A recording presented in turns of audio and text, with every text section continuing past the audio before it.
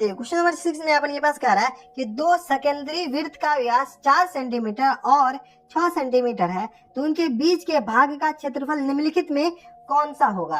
अपन को क्या कह रहा है कि एक वृत्त है, दो वृत्त है जिसका दोनों का केंद्र अपन के पास सेम है, सेकेंडरी केंद्र वाले वृत्त है, मतलब इसका जो केंद्र है सेम है और इसका केंद्र सेम है, तो इसका व्यास अपन के पास दे रखा है, कितना दे रखा है, कुछ दे रखा है, कितना 4 सेंटीमीटर। छोटे वाले का व्यास 4 सेंटीमीटर है और बड़े वाले का जो व्यास है ना, बड़े वाले का चलिए व्यास अपन ऐसे मान लेते हैं, तो ये जो बड़े वाले का व्यास यहाँ से यहाँ तक है वो कितना दे रखा है 6 सेंटीमीटर, और यहाँ से यहाँ तक जो छोटे वाले का व्यास है वो दे रखा है 4 सेंटीमीटर। तो अपन के पास क्या आ रहा है कि दोनों वृत्त के बीच के जो क्षेत्र है ना, इस क्षेत्र का क्षेत्रफल निकालने बोल रहा है। किस क्षेत्र का, जो अपन लाइन ड्रॉ कर रहे हैं इस क्षेत्र का क्षेत्रफल कह रहा है अपन को निकालने। तो चलिए निकालते हैं, काफी ज्यादा आसान है। एक फॉर्मूला होता था अपन के पास, फॉर्मूला था बड़े वृत्त का व्यास, क्या बड़े वृत्त के व्यास को डी से रिप्रेजेंट करते हैं, तो डी इक्वल टू 6 सेंटीमीटर है, तो कैपिटल आर अपन के पास कितना आ जाएगा डी बट्टा 2, मतलब अपन के पास कितना, कैपिटल आर मतलब कैपिटल डी बट्टा 2, तो ये आ जाएगा 3 सेंटीमीटर।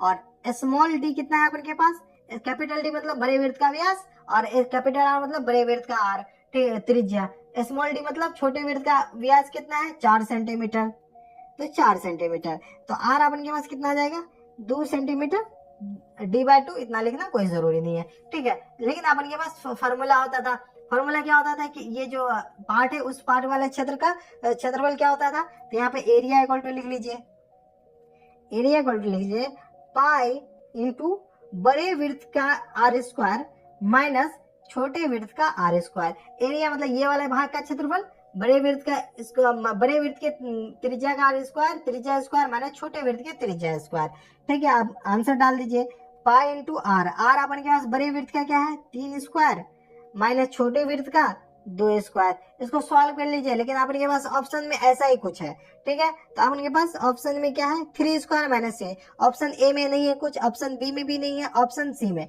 तो ऑप्शन नंबर सी आंसर हो जाएगा। तो इसका आंसर क्या हो जाएगा ऑप्शन नंबर सी, यही अपन के पास करेक्ट आंसर होगा। तो ये था अपन के पास क्वेश्चन नंबर 6, ठीक है। अब चलते क्वेश्चन नंबर 7 पे। क्वेश्चन नंबर 7 है अपन के पास, देखिए क्वेश्चन नंबर 7 में अपन के पास क्या कर रहा है कि यदि 10 सेंटीमीटर त्रिज्या वाले वृत्त के अंदर से 5 सेंटीमीटर त्रिज्या का एक वृत्त काटकर हटा लिया जाए तो बचे भाग का क्षेत्रफल वर्ग सेंटीमीटर में निम्नलिखित में कौन सा होगा। ये भी अपन के पास 4 ऑप्शन दे रखा है। अपन को क्या करना है कि एक बड़ा सा वृत्त है, ठीक है, इस वृत्त का क्या दे रखा है त्रिज्या दे रखा है, बड़े से वृत्त का त्रिज्या अपन के पास कितना दे रखा है 10 सेंटीमीटर, कितना दे रखा है 10 सेंटीमीटर। लेकिन अपन के पास क्या कर रहा है कि 10 सेंटीमीटर वाले त्रिज्या के अंदर से 5 सेंटीमीटर त्रिज्या वाले एक वृत्त को काट कर हटा दिया जाए। इसके अंदर ना एक छोटा सा वृत्त कर रहा है, ठीक है, इसका त्रिज्या कितना दे रखा है 5 सेंटीमीटर, ठीक है। केंद्र के बारे में अपन के पास कोई कमेंट नहीं कर रहा है, केंद्र कहीं पे होगा, चलिए अपन सेकेंडरी कर दिए हैं, ठीक है। केंद्र के बारे में अपन को कुछ नहीं बता रहा है, ठीक है। तो 10 सेंटीमीटर वाले 10 सेंटीमीटर त्रिज्या वाले वृत्त के क्षेत्रफल में से 5 सेंटीमीटर त्रिज्या वाले क्षेत्रफल को वृत्त वाले क्षेत्र को काट के हटा दिया गया है, तो अपन के पास बचा हुआ कौन सा क्षेत्र हो गया, ये वाला क्षेत्र, ठीक है, जो अपन सेटेड कर रहे हैं, जो रंग रहे हैं, ये वाला क्षेत्र हो गया। इस वाले क्षेत्र का अपन को क्या करा है क्षेत्रफल निकालने का रहा है। तो चलिए सबसे पहले ना अपन 10 सेंटीमीटर वाले वृत्त का क्षेत्रफल निकालते हैं, ठीक है। तो यहाँ पे लिख लीजिए 10 सेंटीमीटर त्रिज्या वाले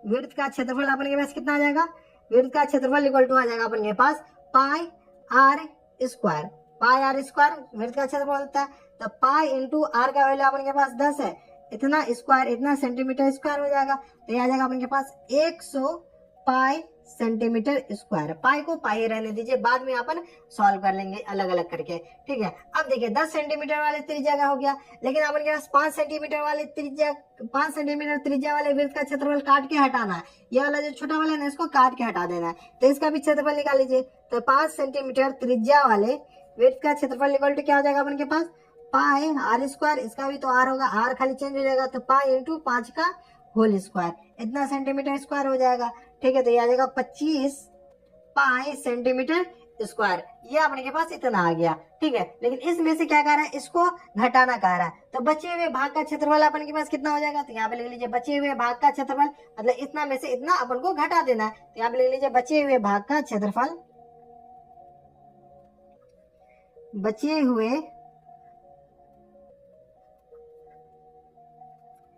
भाग का क्षेत्रफल इक्वल टू क्या आ जाएगा, भाग का क्षेत्रफल इक्वल टू आ जाएगा बड़ा वाला स्क्वायर माइनस छोटा वाला स्क्वायर, ठीक है। बड़ा वाले वृत्त का क्षेत्रफल माइनस छोटा वाले वृत्त का क्षेत्रफल, तो बड़े वाले वृत्त का क्षेत्रफल क्या है 100 पाई सेंटीमीटर स्क्वायर, और छोटे वाले वृत्त का क्षेत्रफल क्या है 25 पाई सेंटीमीटर स्क्वायर, ठीक है। दोनों में से घाटे 100 में से 25 गया तो अपन के पास क्या आ जाएगा 75 पाई सेंटीमीटर स्क्वायर, यही अपन के पास आंसर हो जाएगा। अब देखिए ये आंसर कौन से ऑप्शन में है, अब ऑप्शन नंबर 1 चेक कीजिए, तो ऑप्शन नंबर 1 में 25 पाए है, बी में 50 पाए है, सी में 75 पाए है, तो ऑप्शन नंबर सी अपन के पास करेक्ट आंसर होगा, ठीक है। तो ये था अपन के पास क्वेश्चन नंबर 7। अब चलते क्वेश्चन नंबर 8 पे। क्वेश्चन नंबर 8 है अपन के पास, देखिए क्वेश्चन नंबर 8 में अपन के पास क्या कह रहा है कि दो वृत्तों की त्रिज्या क्रमशः 19 सेंटीमीटर और 9 सेंटीमीटर है, उस वृत्त या जिसका परिधि इन दोनों वृत्त की परिधि का योग है कि त्रिज्या सेंटीमीटर में कौन सा होगा। अपन को क्या कर रहा है कि दो वृत्त है, एक वृत्त छोटा सा है, दूसरा वृत्त इससे बड़ा है, ठीक है। छोटे वाले वृत्त की त्रिज्या अपन को दे रखा है कितना 9 सेंटीमीटर, बड़े वाले वृत्त की त्रिज्या दे रखा है 19 सेंटीमीटर। लेकिन अपन को क्या कह रहा है कि उस वृत्त की त्रिज्या निकाले जिसका जो परिधि है ना इन दोनों वृत्त के परिधि के योग के बराबर है, तो इस दोनों के परिधि के एक बड़ा सा वृत्त बनेगा और इसका जो त्रिज्या होगा मान लीजिए कैपिटल आर होगा, ये आर अपन को निकालना है। तो चलिए दोनों वृत्त का अलग अलग परिधि निकाल लेते हैं, इसका C1 मान लेते हैं, इसका C2 मान लेते हैं, ठीक है। तो यार ये इसका परिधि निकाले, तो यहाँ लिख लीजिए छोटे वृत्त की परिधि अपन के पास क्या हो जाएगा, छोटे वृत्त की परिधि, छोटा वृत्त ये है तो छोटा वृत्त की परिधि 2 पाई 9, आर का जगह आर डालेंगे तो 18 पाई हो जाएगा इसका, ठीक है। और इससे बड़े वृत्त की परिधि तो ये आ जाएगा बड़े वृत्त की परिधि इक्वल टू आ जाएगा 2 पाई आर, आर अपने के पास क्या 19 है, तो 19 दूनी 38 पाई इतना सेंटीमीटर हो जाएगा, ये भी इतना सेंटीमीटर हो जाएगा। लेकिन इसका जो परिधि है ना इस दोनों वृत्त के परिधि के योग के बराबर है, ठीक है। तो चलिए यहाँ पे लिख लीजिए, यहाँ प्रश्न से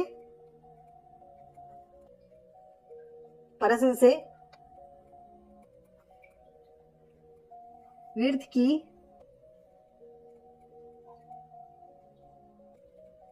परिधि इक्वल टू हो जाएगा इस दोनों वृत्त के परिधि के बराबर हो जाएगा, तो 18 पाई प्लस 38 पाई इतना सेंटीमीटर, ठीक है। इस C3 मान लीजिए, तो ठीक है C3 वृत्त की परिधि है, ये C1 वृत्त की और मतलब सर्कल है, और C2 या बड़े लिख दीजिए या C1 C2 लिख लीजिए, ठीक है। C3 वृत्त की परिधि इक्वल टू हो जाएगा इतना आ जाएगा प्रश्न से, ठीक है। तो इसका परिधि इक्वल टू क्या आ जाएगा 2 pi capital R equal to आएगा, इस दोनों को जोड़ दीजिए, इस दोनों को जोड़िएगा तो 8 8 16 3 1 4 1 5 56 पाई सेंटीमीटर, ठीक है। आर को इधर रहने दीजिए, बाकी को उधर भेज दीजिए, तो यह आ जाएगा 56 पाई बट्टा 2 पाई इतना सेंटीमीटर, काट दीजिए, यह आ जाएगा 2 दूनी 4 और 2 8 16, तो 28 दूनी 56, तो कैपिटल आर अपन के पास कितना आ जाएगा 28 सेंटीमीटर। तो अपन के पास ये आंसर हो जाएगा। और ये ऑप्शन नंबर वाला क्वेश्चन है तो ऑप्शन चेक कीजिए, ए में 15 है ये नहीं होगा, बी में 25 है ये भी नहीं होगा, सी में 28 है, तो ऑप्शन नंबर सी ही इसका आंसर हो जाएगा।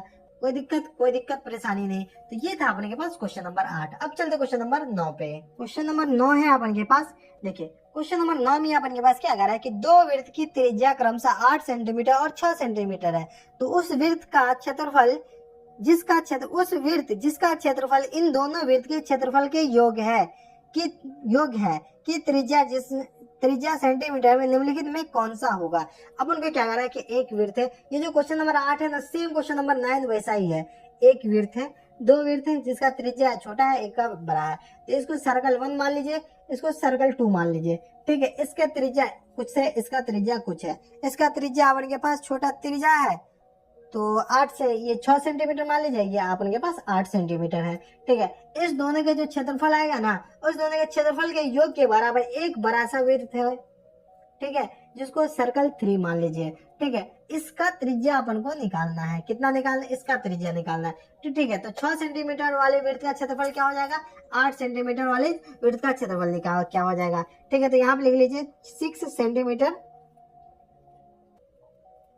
वाले वृत्त का क्षेत्रफल इक्वल टू 6 सेंटीमीटर त्रिज्या वाले लिख लीजिएगा। 6 सेंटीमीटर आर वाले लिख लीजिए। आर मतलब त्रिज्या होता है। 6 सेंटीमीटर आर वाले वृत्त का क्षेत्रफल इक्वल टू हो जाएगा पाई आर स्क्वायर। आर की जगह 6 डाल दीजिए, 6 स्क्वायर। इतना सेंटीमीटर स्क्वायर हो जाएगा, मतलब 36 पाई सेंटीमीटर स्क्वायर हो जाएगा। ठीक है, अब लिख लीजिए 8 सेंटीमीटर आर वाले वृत्त का क्षेत्रफल अपन के पास कितना हो जाएगा? पाई आर स्क्वायर। आर की जगह अपन के पास 8 सेंटीमीटर स्क्वायर हो जाएगा। तो आ जाएगा 8 8 64 पाई सेंटीमीटर स्क्वायर। लेकिन अपन के पास प्रश्न से क्या करा है कि C3 का जो वृत्त हो जाएगा उसका त्रिज्या किसके बराबर होगा? इस दोनों वृत्त के क्षेत्रफल के योग के बराबर। तो यहाँ पे ले लीजिए प्रश्न से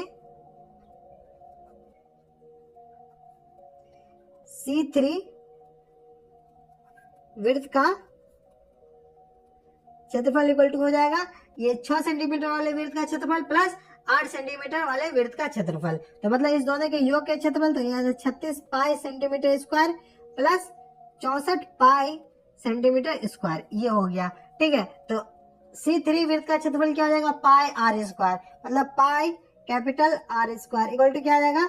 36 और 64 जोड़िए, 6 4 10, 6 3 9 1 10, 100 पाई सेंटीमीटर स्क्वायर। ठीक है, इस पाई से ये पाई कट गया, तो अपन के पास आर स्क्वायर इक्वल टू क्या आ गया? अपन के पास आर स्क्वायर आ गया 100 सेंटीमीटर स्क्वायर। तो आर अपन के पास क्या आ जाएगा? Under root 100 centimetre square. तो 100 का रूट क्या आ जाएगा? 10, सॉरी 100 नहीं 10, और सेंटीमीटर का सेंटीमीटर। तो आर अपन के पास कितना आ गया? 10 सेंटीमीटर। यही अपन के पास आंसर हो जाएगा। अब देखिए अपन के पास क्वेश्चन में ऑप्शन दे रखा है कि इसका त्रिज्या कितना होगा। तो ए में 20 है, बी में 10 है, तो ऑप्शन नंबर बी इसका सही आंसर हो जाएगा। तो ये था अपने पास क्वेश्चन नंबर 9, जो कि क्वेश्चन नंबर 8 के जैसा ही था। अब चलते हैं क्वेश्चन नंबर 10 पे। क्वेश्चन नंबर 10 है अपन के पास। देखिए क्वेश्चन नंबर 10 में अपन के पास दे रखा है कि 6 सेंटीमीटर त्रिज्या वाले वृत्त के एक त्रिज्यखंड का क्षेत्रफल निकाले यदि त्रिज्यखंड का कोण 60 डिग्री हो। अपन के पास एक त्रिज्यखंड दे रखा है। ठीक है, त्रिज्यखंड का कोण दे रखा है, कितना दे रखा है? 60 डिग्री दे रखा है। इसका त्रिज्यखंड यही ऐसे त्रिज्यखंड बनता है।